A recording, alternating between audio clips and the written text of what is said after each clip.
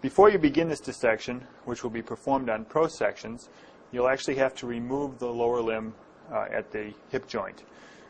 The procedure to remove the lower limb includes removing all of the muscles that surround the hip joint, and you can do this quickly by just excising the muscles as you name them. For example, start up at the top here and work your way out by cutting sartorius out of the way, and you can take the rectus femoris out of the way.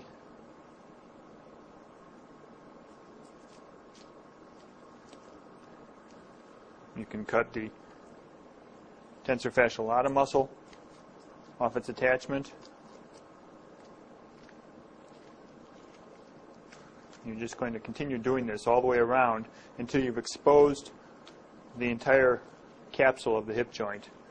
Now we've removed all the muscles that are surrounding the hip joint, except we've left the obturator externus and the obturator internus in position. You may or may not be able to do this.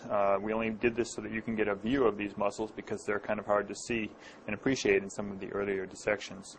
You can see the obturator externus muscle as it rises from the outside of the obturator foramen, right here, and courses laterally to insert posteriorly behind the femur onto the intertrochanteric fossa.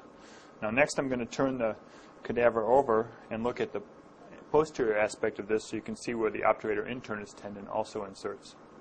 Looking at the posterior aspect of the hip, for orientation purposes, this is the greater trochanter of the femur, the lesser trochanter of the femur, and you can see the obturator internus tendon as it courses across to the intertrochanteric fossa to insert on the femur. You can also see the obturator externus tendon as we pick it up coming from the anterior and also inserting it about the same place as the obturator internus. Remember that both of these are lateral rotators of the hip. Now the next thing we're going to do in the dissection is to remove the tendons of these two muscles and then excise the capsule. You can excise the capsule either posteriorly or anteriorly to open the hip joint. I'm going to cut the tendon of the obturator internus.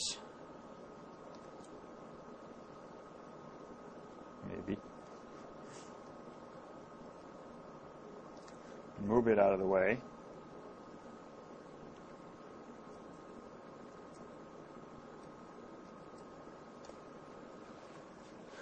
And now cut the tendon of the obturator externus.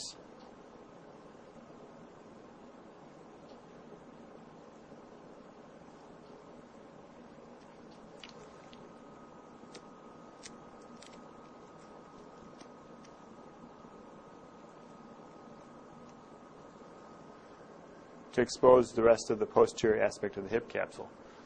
The next step is to excise the hip capsule in a vertical incision, and in order to do this you may want to move the hip joint a little bit in order to see where the best place to cut would be, and then begin by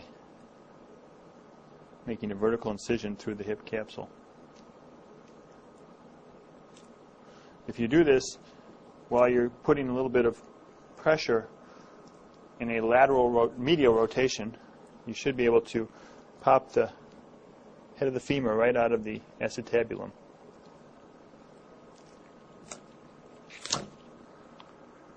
Like such. Now we're going to remove the femur the rest of the way from the hip joint so that you can look inside the acetabular fossa and see a few of the structures that you need to identify.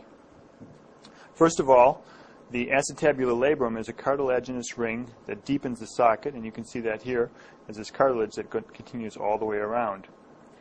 You can also see the ligament of the head of the femur, which will pop or tear when you dislocate the femur from the acetabulum. And the other key feature is the lunate surface of the acetabular fossa, which is this smooth surface right here, which is significant because it's the only articular part of the acetabular fossa. This surface down in the middle, filled with fat, doesn't actually make contact with the head of the femur. Now we're looking at a prosected knee joint, and to get oriented, this would be the femur, the fibula, and the tibia. So this is a left lower limb.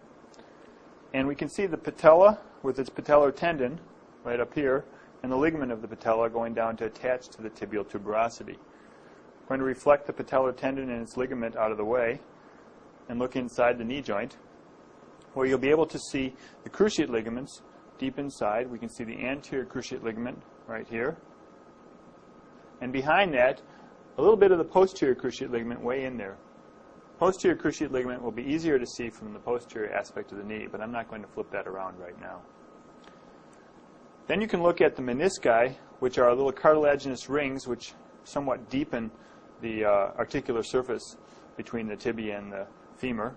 And you can see right here is the lateral meniscus, which is quite mobile and free, and the medial meniscus on this side, which is actually less mobile because it's attached to a ligament, the medial collateral or tibial collateral ligament.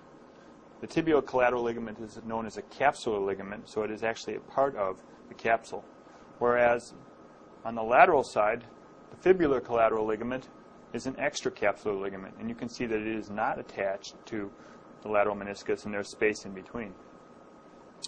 The last thing to notice in the knee joint is that the surfaces of the femoral condyles are different in length.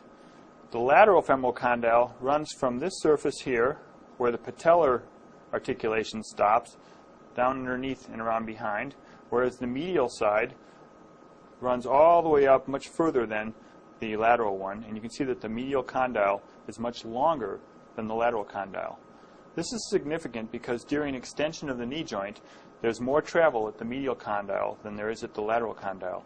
And you can see that during extension, in the final phases of extension, the knee joint will actually rotate medially to lock into place. And we're going to try and demonstrate that right now. You can see how there's some medial rotation of the knee joint during that final extension. Now we're looking at the ankle joint, and the first thing I want to show you is the interosseous ligament, which connects between the fibula and the tibia and helps attach these two bones, hold them together. This is equivalent to the interosseous membrane that you saw in the upper limb. You can also notice that there's a hinge joint between the talus and the tibia called the talocrural joint, which is a simple hinge joint and is stabilized by the medial malleolus and the lateral malleolus. Now we're going to look at the ligaments that help to stabilize this joint. On the medial surface, we're going to look at first the ligament known as the deltoid ligament, which is all of this and is comprised of a number of different components which we're not going to name. The deltoid ligament holds the medial malleolus at the talocrural joint. I'm going to return to the lateral position and look at the ligaments on the lateral side that are attaching to the lateral malleolus.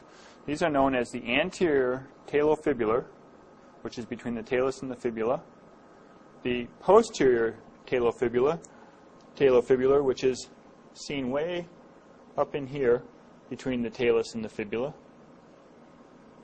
and then finally the calcaneofibular, which is actually attached to the calcaneus and the distal end of the fibula.